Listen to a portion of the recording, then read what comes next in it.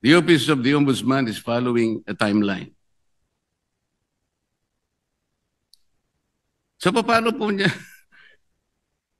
niya nasabi na on December 5th? Ano na yun? Anong date po ba yun? Ngayon po mga kaibigan, pakinggan po natin ito no, yung binulgar kasi ni Marcoleta na parang planado lahat ng galaw nitong si Ombudsman. No, may timeline pa eh, may exact date pa. So, ano ba ito? Kasama ba ito sa script? No, pakinggan natin kung paano ito ibinulgar ni Senator Marcoleta. Ito po yung nakakatakot, Mr. President.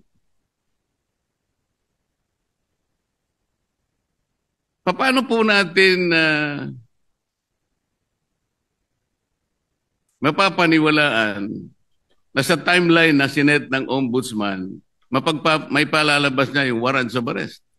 Hindi ba ang ibig sabihin nito, pwede niyang i-preempt ang decision ng Sandigan Bayan or the RTCs because he's following a timeline. And the most intriguing issue here, Mr. President, is that he might be able to influence and preempt the decision of the RTCs and the Sandigan Bayan just to make that timeline a reality. This is a very dangerous proposition, Mr. President. But Mr. President, hindi naman po, no, dahil alam naman ho natin ang Sandigan ay under the ambit of the judiciary.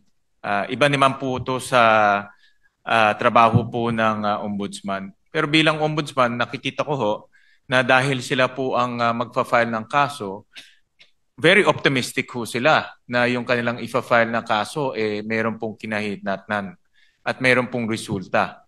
So yung resulta na gusto ho nilang mangyari ay mag-issue ho ng warrant of arrest. Well, Senator Marcoleta speaks sense. No, may sense yung sinasabi niya.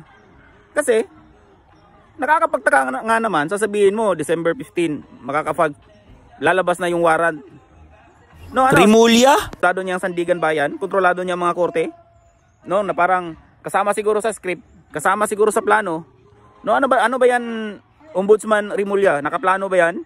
No, may script ba kayo? Kasi kung lalabas talaga sa itinakda mong petsa ang warrant of arrest dito sa mga sinasabi nyong sangkot sa flood control, nakakapagtaka naman talaga.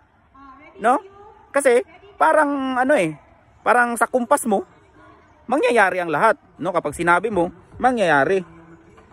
No? Ano 'yan? Isa ka rin sa nagliliko eh. No, may statement earlier si President Marcos na kung saan papunta, kung saan paturo yung ebidensya, doon kayo pupunta. Si President parang nililiko niya eh. 'Di ba? Tapos ikaw parang isa ka rin sa nagliliko eh. Papunta kay President yung itinuturo ng mga ebidensya, ng mga testimonya, si President.